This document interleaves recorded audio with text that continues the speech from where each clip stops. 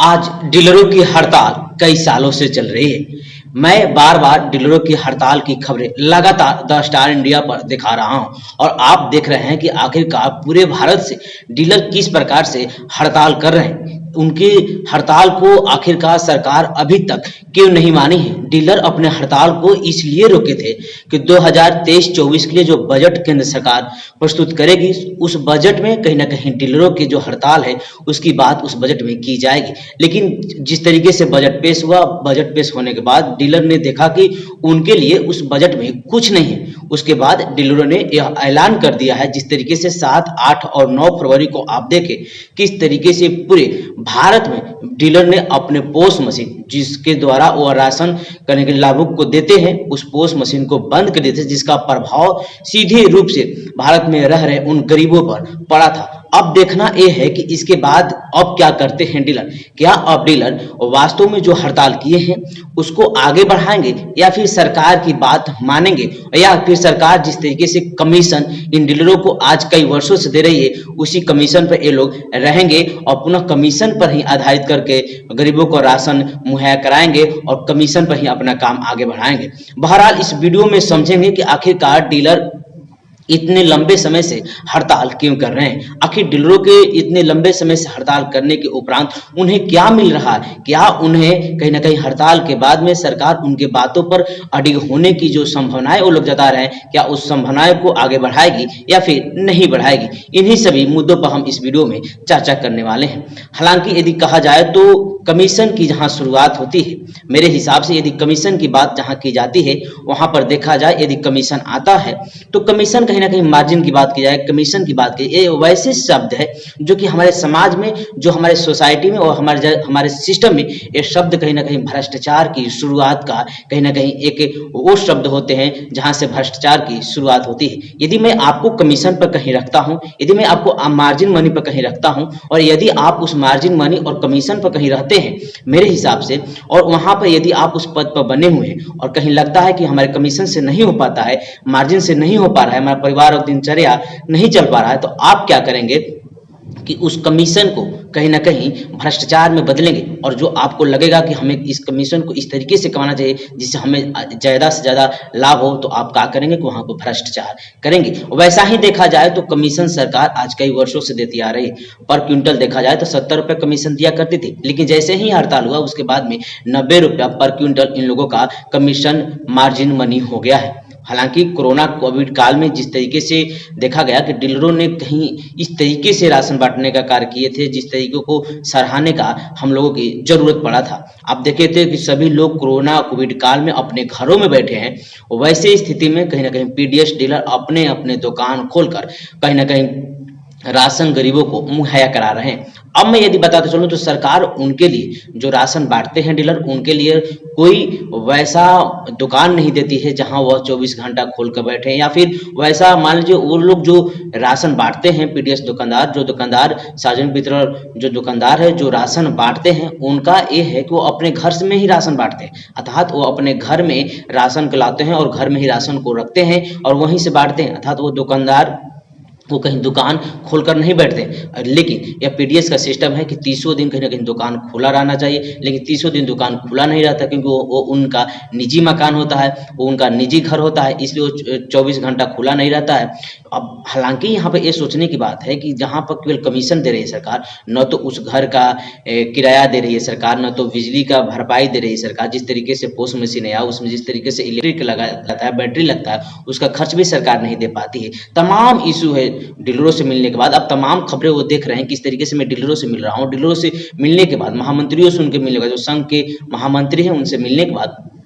हजार मालूम आप चल रहे हैं कि किस तरीके से हजार कमियां है कि जिस तरीके से कमीशन की तो बात अलग है, लेकिन कमीशन के बावजूद भी उन्हें जो बैटरी लगता है पोस्ट मशीन में, जो इलेक्ट्रिक बिल का खर्च आता है वो मिलना चाहिए। उसके बाद में यदि कहा जाए तो कहीं ना कहीं डीलरों की जो स्वास्थ्य की भी बात की जाए तो कोरोना काल में जिस तरीके से डीलर ने कोरोना काल में राशन बांटे, वहाँ उनका स्वास्थ्य हास हुआ। उसके बाद में स्वास्थ्य में देखा गया कि 130 मतलब डीलर वैसे हैं जो कि अपने जान गंवा दी है, उनके लिए भी सरकार कुछ नहीं की है अभी तक। तो वैसे डीलर हैं जो कि वास्तव में इस सोसाइटी के लिए और समाज के लिए और राष्ट्र के लिए काम किए हैं, लेकिन उनके राष्ट्र और सोसाइटी और उनके समाज को सुनने वाला कोई नहीं है कि आखिरकार डीलर क्यों हड़ताल कर रहे हैं। हम सभी लोगों को डीलरों की हड़ताल को देखना चाहिए, सुनना चाहिए। आज यह अनेक प्रकार की बातें की जाती है, आप कहीं भी जाइएगा तो डीलर कहीं ना कहीं चोर होते हैं, डीलर बहुत सारे पैसे रखे होते हैं, बहुत सारे अनाज को ब्लैक में बेच देते हैं। हालांकि ये कहीं ना कहीं संभव है, कहीं ना कहीं डीलर इस बात को सही कहीं ना कहीं इस घटना को अंजाम डीलर देते हैं, लेकिन सभी डीलर इस घटना को अंजाम नहीं देते। और अब तो ऑनलाइन का सिस्टम आ गया है, पोस्ट मशीन हो गया है, अब वेइंग इलेक्ट्रॉनिक वेइंग मशीन हो गया है। अब बात यहाँ पे ये है कि इलेक्ट्रॉनिक वेइंग मशीन की जब बात मैं कर रहा हूँ तो इलेक्ट्रॉनिक वेइंग मशीन का मतलब ये है कि सरकार कह रही है कि डीलर जहाँ से अपने दुकान से गरीब को राशन दे रहे हैं वहाँ पर इलेक्ट्रॉनिक वेइंग मशीन लगे, अर्थात जैसे ही आप अंगूठे लगाएंगे तो वहीं पर कहीं ना कहीं इलेक्ट्रॉनिक वेइंग मशीन रहेगा और इलेक्ट्रॉनिक वेइंग मशीन पर आपको नेट वेट दिखाई देगा। इनका कहना है कि नेट वेट केवल पीडीएस दुकान पर ही ना लगाया जाए बल्कि एफसीआई के गोदाम में भी लगाया जाए, पटना एफसीआई के गोदाम में वहां लगाया जाए, जो डिस्ट्रिक्ट का एफसीआई के गोदाम है वहां लगाया जाए, और जो ठेकेदार है जो हमारे यहाँ जो कि राशन का मीडिएटर कर सरकार से हमारे बीच पहुंचाते हैं उनके यहाँ भी कहीं ना कहीं यदि हम इलेक्ट्रॉनिक वेइंग मशीन लगाते हैं, वजनी करने वाला मशीन लगाते हैं, तब जाकर कहीं ना कहीं जो धांधली है इसको पकड़ा जा सकता है। आप केवल एक पीडीएस जो अंतिम स्टेज पर राशन को डिस्ट्रीब्यूट किया जाता है, आप ये समझिए कि जो पीडीएस है जो दुकानदार है वो कहीं ना कहीं राशन जहां से आता है वहां तक आने में दुकानदार तक 3 स्टेज तक होता है। एफसीआई जो राज्य का मुख्यालय है वहां से आता है, अर्थात पटना से बिहार का है तो पटना से आएगा। उसके बाद में जैसे ही डिस्ट्रिक्ट मुख्यालय में आता है, हेडक्वार्टर डिस्ट्रिक्ट में आएगा, उसके बाद में वहां से जो ठेकेदार होते हैं जो कि ठेकेदारी पर राशन दुकानदार के पास पहुंचाने का कार्य करते हैं उनके पास राशन फिर आता है। तो ये 3 सिस्टम से गुजरता है और केवल आप एक सिस्टम में कहीं ना कहीं यदि लगाते हैं कि केवल एक सिस्टम में ही क्या था केवल दुकानदार जो राशन देते हैं उनके यहाँ ही इलेक्ट्रॉनिक वेइंग मशीन लगेगा तो फिर ये कहाँ तक सही साबित होगा। कहीं ना कहीं भ्रष्टाचार की जो पनप है यहीं से दिखाई देगी कि भ्रष्टाचार की पनप सच में यहीं से दिखाई देने वाली है। तो ये तमाम जो मुद्दे हैं, तमाम जो कहानियां हैं डीलरों की हड़ताल की, अनेकों प्रकार की बातें हैं, वही नहीं बल्कि डीलरों का अब ये भी कहना है कि यदि सरकार हमें नहीं मानती है और करों बरों का वो नारा भी दे चुके हैं और सरकार यदि हमारी बात को नहीं सुनती है, हड़ताल को नहीं मानती है, जो 11 सूत्री मांग है, जो 11 सूत्री मांग है केंद्र स्तर पर और 8 सूत्री मांग है राज्य स्तर पर, और मुख्य मांग उनका है कि हमें मानदेय दिया जाए, हमें कमीशन की जगह मानदेय दिया जाए। अर्थात राज्य स्तर पर 30,000 की मानदेय की बात की जा रही है और केंद्र स्तर पर 50,000 मानदेय की बात की जा रही है। लेकिन यहाँ के डीलरों का ये भी कहना है कि केवल मानदेय से नहीं बल्कि हम ये कह रहे हैं कि यदि सरकार हमें 50,000 और 30,000 मानदेय नहीं देना चाहती है तो हमारा जो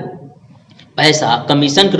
रूप में देती है उसी पैसे को कहीं ना कहीं हमें वह मानदेय के रूप में दे और हमें एक अधिकारी अर्थात एक अधिकारी का जो दबाव होता है डीलरों पर वो हमारे ऊपर न बन पाए, इसलिए हमें एक सरकारी सेवक के रूप में स्वीकार करें। लेकिन देखना यह है कि क्या सरकार इन सभी बातों को मान पाती है। अब डीलर का अंतिम स्टेज चलने वाला है, डीलर का अंतिम स्टेज ये चलने वाला है कि अब डीलर क्योंकि 7, 8, 9 फरवरी को पूरे भारत में पोस्ट मशीन को बंद कर दिया गया। हड़ताल आज कई वर्षों से चल रहा है, अनेक संघ बने हैं जो इनके लिए आवाज उठाते हैं, अनेक चैनलें आवाज उठा रहे हैं, लेकिन द स्टार इंडिया का मात्र चैनल है जो बराबर इनका आवाज उठा रहा है। अब इनका क्या तैयारी है, अब ये 22 मार्च को पूरे रामलीला मैदान दिल्ली में पहुंचेंगे और संसद भवन का घेराव करेंगे और संसद भवन का घेराव करने के बाद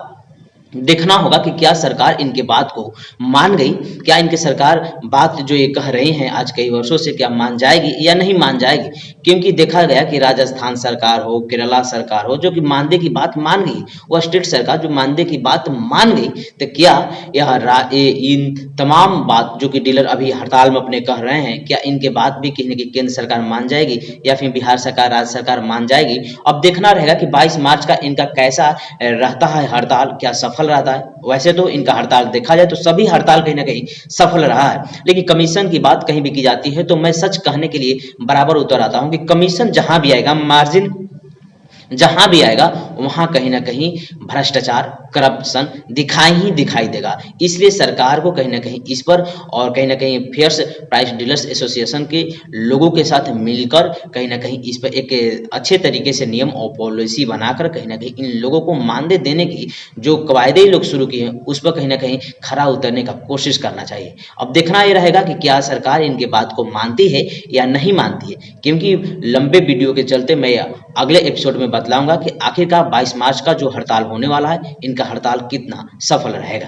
तो ये तमाम मुद्दे जो कि डीलर आज कई वर्षों से चलाते आ रहे हैं, कई वर्षों से आप देख रहे हैं कि डीलरों की हड़ताल लगातार चल रही है और उस हड़ताल पर सरकार एक्शन नहीं ले रही है। सरकार अभी तक जो एक्शन ली है यदि आपको बताते चले तो मात्र वो एक्शन है कि जो 70 रुपया पर क्विंटल इनको मार्जिन मिलता था उसको अब 90 रुपये कर दिया गया, अर्थात 20 रुपया बढ़ा दिया गया हड़ताल के बाद। बाकी अभी अब तक कुछ कार्य नहीं किया गया। अब देखना ये होगा कि क्या सरकार 22 मार्च को जो संसद भवन का घेराव करने वाले हैं उसके बाद में क्या इनके 22 मार्च को जो पीडीएस डीलर पूरे संसद भवन का घेराव करने की तैयारी करें। पूरे भारत से 5,20,000 से अधिक डीलर वैसे हैं जो कि पूरे भारत में हैं और पूरे भारत में 5,20,000 डीलर हैं, उनके ऊपर 8 करोड़ से अधिक गरीब लोगों की दिनचर्या का, भोजन चलने का दायित्व है। क्या वैसे लोग 20 मार्च को हड़ताल करेंगे और क्या संसद का घेराव करेंगे तो क्या सरकार सुनती है या नहीं सुनती है? अगले वीडियो में हम देखने का कोशिश करेंगे कि क्या